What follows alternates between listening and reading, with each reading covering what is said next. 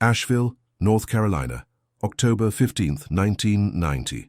The morning air carried the crisp scent of dying leaves as Jennifer Hayes walked through the familiar streets of downtown Asheville. At 23, she had returned to her hometown after college with dreams of opening her own bookstore, a vision that seemed both ambitious and perfectly attainable in the growing mountain city. Her auburn hair caught the early sunlight as she unlocked the door to what would become Pages and Dreams, a small storefront she'd been renovating for weeks. The autumn of 1990 felt full of possibility. The leaves were turning brilliant shades of gold and crimson against the backdrop of the Blue Ridge Mountains, and Jennifer had never been happier. She'd grown up in Asheville, the daughter of Margaret and Robert Hayes, who ran a small hardware store 3 blocks away. Everyone knew Jennifer, the bright girl who'd graduated valedictorian from Asheville High, earned her English degree from UNC Chapel Hill, and had come home with big city ideas and small-town heart. That Tuesday morning, Jennifer followed her usual routine. She stopped at Miller's Diner for coffee and a blueberry muffin, chatting with Ruth, the waitress who'd known her since childhood. She picked up paint samples from Henderson's Hardware, not her father's store, but the larger one across town that carried the specialty items she needed. The renovation was nearly complete, and she planned to have a soft opening before Thanksgiving. "See you tomorrow, honey," Ruth had called out as Jennifer left the diner, her coffee cup warming her hands against the October chill. But tomorrow came without Jennifer. Her absence wasn't immediately noticed.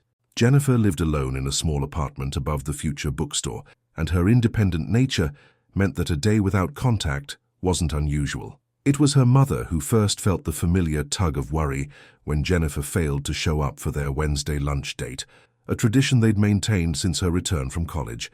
Margaret Hayes stood outside the locked bookstore, peering through windows still covered with newspaper from the renovation. She called Jennifer's name, knocked on the side door that led to the apartment upstairs. Nothing. The October wind rustled through the maple trees lining the street, carrying with it the unsettling silence of a question that had no answer.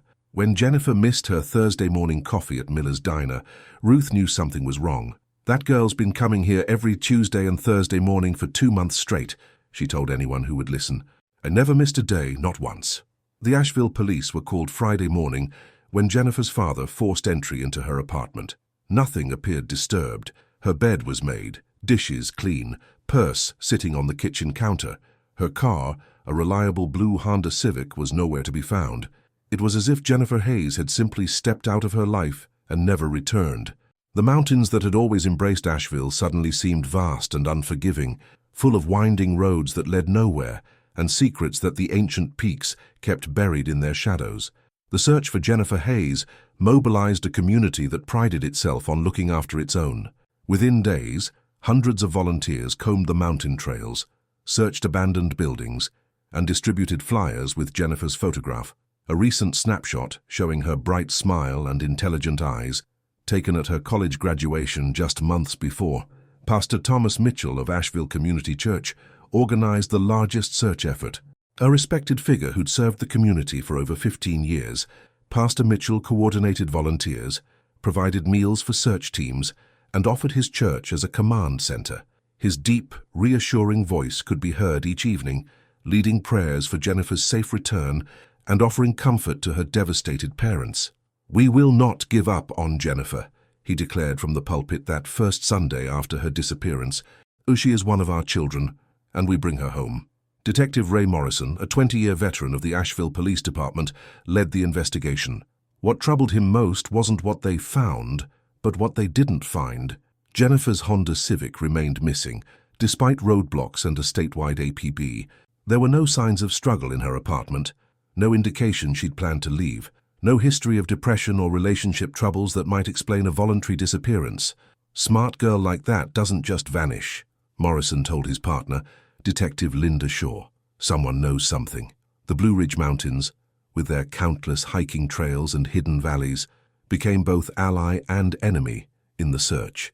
Experienced hikers and local outdoorsmen volunteered their knowledge of remote areas, while the sheer vastness of the wilderness made a comprehensive search impossible. Helicopters flew overhead for weeks, their rhythmic chopping becoming a constant reminder of the mystery that had settled over the town like an unwelcome fog.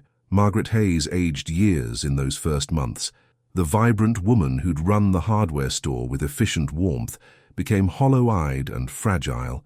She couldn't sleep in the house where Jennifer had grown up, instead staying at her sister's place across town. Robert Hayes threw himself into the search with desperate intensity, driving the mountain roads until dark every day, stopping at gas stations and convenience stores to show Jennifer's picture. As autumn turned to winter, the initial surge of community energy began to fade. Search teams grew smaller, tips to the police became less frequent, and the national media attention that had briefly focused on Jennifer's disappearance moved on to other tragedies. The case went cold, not with dramatic finality, but with the slow, crushing weight of unanswered questions. Detective Morrison kept the file active, but with no new leads and mounting pressure to focus on other cases, the investigation stalled. Jennifer's blue Honda never surfaced. No witness came forward with useful information. The mountains kept their secrets, and Asheville slowly learned to live with the absence of a young woman who'd planned to fill her hometown with books and dreams. Years passed. Margaret and Robert Hayes eventually returned to their home but never truly recovered. The hardware store struggled, as Robert's heart was no longer in the business. Margaret became involved with missing persons advocacy groups, finding purpose in helping other families navigate the nightmare she knew too well. Pastor Mitchell continued to include Jennifer in his prayers, and her name was added to a memorial plaque at the church, listed among the beloved community members who were gone but not forgotten. By the late 1990s, Jennifer Hayes had become a local legend, the pretty college graduate who'd vanished without a trace. Her story was told in hushed tones, used as a cautionary tale by parents, and occasionally featured in true crime documentaries about unsolved cases in the American South. The bookstore space sat empty for 2 years before being rented to a florist. But somehow the new business never quite took hold, and locals began to think of the building as permanently marked by Jennifer's absence. Asheville, North Carolina, March 12, 2018. The demolition of the old Asheville Community Church had been delayed for months by permit issues and community opposition. The 1920s building, with its distinctive stone facade and tall windows, had been abandoned since 2015, when the congregation moved to a modern facility on the outskirts of town. Pastor Thomas Mitchell had retired in 2010, and subsequent pastors had struggled to maintain the aging structure. Construction worker Danny Rodriguez was clearing debris from the church basement when his sledgehammer broke through what appeared to be a false wall behind the old furnace. The space beyond was small, perhaps 3 feet by 4 feet, and had been carefully concealed with matching stonework that blended seamlessly with the foundation walls. Inside the hidden chamber, wrapped in a deteriorating plastic tarp, Danny found a brown leather purse. His first instinct was to call his supervisor, but something about the purse made him pause. It was clearly old, the leather cracked and stained, but the style seemed familiar somehow. When he opened it carefully with gloved hands, his heart began to race.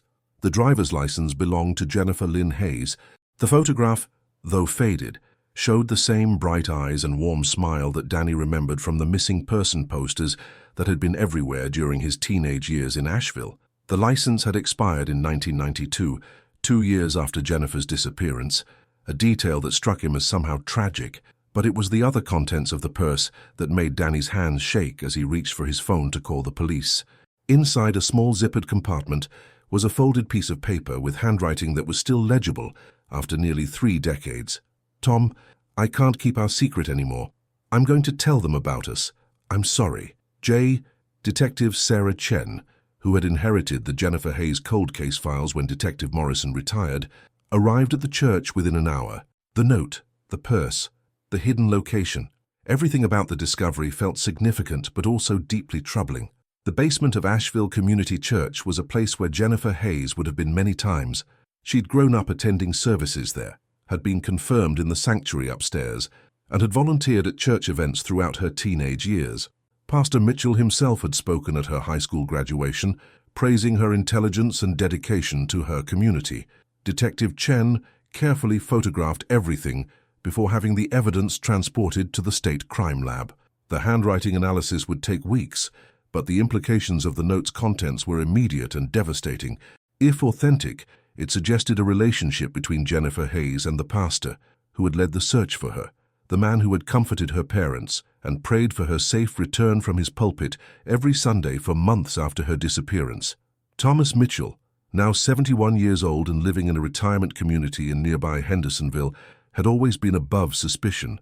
He was a pillar of the community, a man who'd officiated at dozens of weddings, baptized hundreds of children, and delivered countless funeral eulogies with grace and compassion. The idea that he might have been involved in Jennifer's disappearance seemed not just unlikely, but almost incomprehensible to those who knew him. But as Detective Chen began reviewing the original case files with fresh eyes, certain details took on new significance.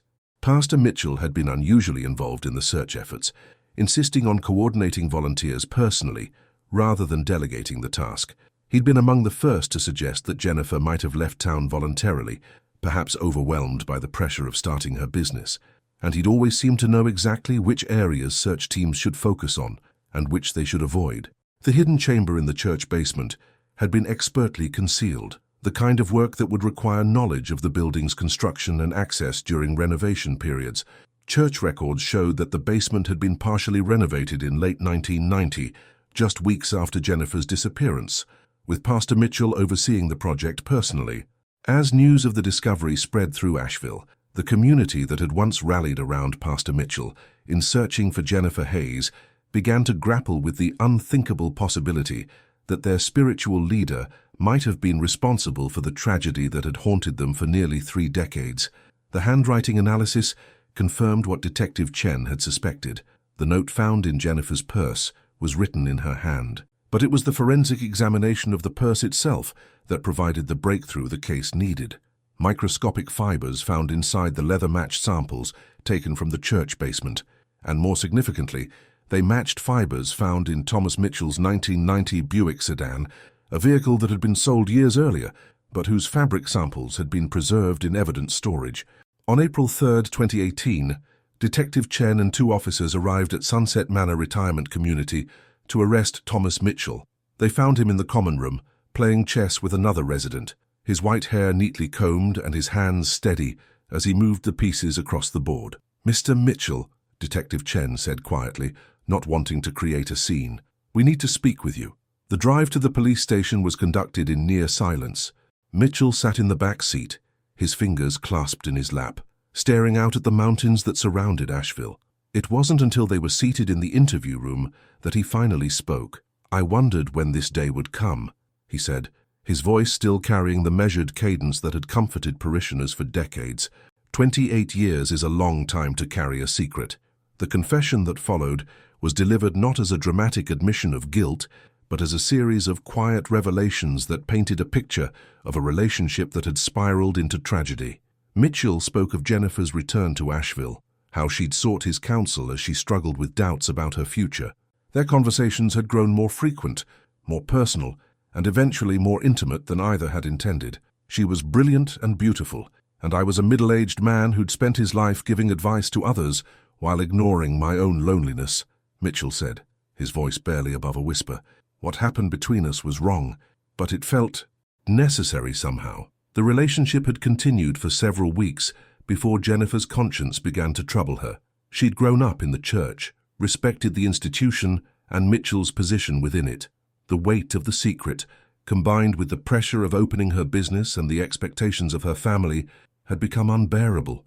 "She told me she was going to speak to the church board," Mitchell continued, his hands folded on the metal table. "So she said she couldn't live with the deception anymore, that people deserved to know the truth about who I really was." The confrontation had happened on that Tuesday evening in October 1990. Jennifer had come to the church after closing her shop, determined to convince Mitchell to confess their relationship publicly before she did it herself. The conversation had turned heated, with Mitchell pleading for her to reconsider, to think about the damage it would do to the church and the community. "I never meant to hurt her," Mitchell said, tears finally appearing in his eyes. "We were arguing, and she turned to leave, and I grabbed her arm to stop her. She pulled away and fell, hit her head on the corner of the altar steps. The injury had been fatal, though Mitchell claimed he hadn't realized the severity at first. In panic, he'd hidden Jennifer's body in the church basement while he decided what to do. Over the following days, as the search for Jennifer intensified, and he found himself at the center of the community's efforts to find her, the weight of his actions had become overwhelming. "I told myself I was protecting the church, protecting my family, protecting her memory," he said, "but I was really just protecting myself." Mitchell had disposed of Jennifer's body in a remote area of the Pisgah National Forest, in a location he'd scouted during hiking trips with church youth groups. Her car had been driven to a junkyard in Tennessee and sold for parts under false documentation. The purse, containing the note that could have exposed their relationship, had been hidden in the secret chamber he'd constructed during the basement renovation. "I thought if I led the search efforts, if I comforted her parents, if I prayed for her soul every Sunday, somehow I could make up for what I'd done," Mitchell said. "But there's no making up for taking someone's life, even accidentally. There's no prayer that can bring her back." The arrest of Thomas Mitchell sent shockwaves through Asheville that extended far beyond the immediate community. Parishioners who'd trusted him with their deepest secrets, families who'd allowed him into their most sacred moments, and law enforcement officials who'd worked alongside him during the search all struggled to reconcile the man they'd known with the one who'd confessed to Jennifer's death. Margaret Hayes, now 74 and suffering from early-stage dementia, was told of Mitchell's arrest by her sister, who carefully explained that the man who'd comforted them in their darkest hours had been responsible for their grief all along. Her response was a mixture of relief and heartbreak, relief that Jennifer's fate was finally known, and heartbreak at the realization that the truth had been hidden by someone they'd trusted completely. Thomas Mitchell was sentenced to 15 years in prison for involuntary manslaughter and evidence tampering. He died of natural causes 18 months into his sentence, taking with him the exact location of Jennifer's remains and any hope her family had of bringing her home for burial. The case officially closed on September 15, 2019, nearly 29 years after Jennifer Hayes disappeared from the streets of Asheville. The bookstore she'd planned to open was finally realized in her memory, established by a foundation created with donations from community members who wanted to honor her dreams. Pages and Dreams opened in the original location she'd chosen, filled with the books and hope she'd never had the chance to share. In the end, the mountains that had seemed to swallow Jennifer Hayes whole revealed their secret not through dramatic discovery, but through the patient work of time and the weight of hidden guilt. Her story became a reminder that the people we trust most completely are sometimes the ones capable of causing the deepest harm, and that truth, however painful, is always preferable to the corrosive uncertainty of unanswered questions. The last entry in Detective Chen's case file was simple: Jennifer Hayes, found, justice served, case closed. But for those who knew and loved Jennifer, the real closure came in knowing that her story would be remembered, her dreams honored, and her name spoken with the respect she'd deserved in life but had been denied in death. Asheville, North Carolina, Tees. 2 years later, the afternoon sun filtered through the tall windows of Pages and Dreams as Rebecca Martinez carefully arranged a display of local mystery novels near the front counter. At 25, Rebecca bore an uncanny resemblance to the young woman whose photograph hung in a place of honor behind the register. The same intelligent eyes, the same determined set to her jaw, the same way of tilting her head when deep in thought. Rebecca had moved to Asheville from Charlotte specifically to manage the Memorial Bookstore, drawn by the story of Jennifer Hayes and the opportunity to fulfill someone else's interrupted dream. What she hadn't expected was how deeply the case would continue to affect the community, even years after Thomas Mitchell's death and the official closure of the investigation. "She would have loved this," Margaret Hayes said softly, running her fingers along the spine of a poetry collection. At 76, Jennifer's mother had good days and difficult ones, but she visited the bookstore every Thursday, the same day Jennifer had planned to have her weekly inventory meetings. Margaret's sister, Dorothy, accompanied her on these visits, serving as both caretaker and guardian of memories that were becoming increasingly fragile. The bookstore had become more than a memorial. It had evolved into an unofficial gathering place for those whose lives had been touched by the case. Detective Chen stopped by monthly, ostensibly to buy coffee table books about mountain photography, but really to check on Margaret and to process her own complicated feelings about the investigation that had defined the later years of her career. "Dear Miss, sometimes I wonder if I should have seen it sooner," Chen confided to Rebecca during one of these visits.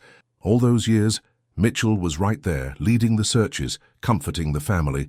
The signs were there, but who looks for evil in a man of God?"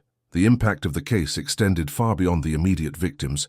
Sarah Mitchell, the pastor's daughter, had legally changed her name to Sarah Thompson after her father's arrest. She'd moved to Oregon with her 2 children, but still sent annual donations to the Bookstore Foundation, accompanied by brief notes expressing sorrow for her father's actions and admiration for Jennifer's family's grace in the aftermath. Dr. Amanda Foster, a criminal psychologist who'd written extensively about the case, often spoke at the bookstore during special events.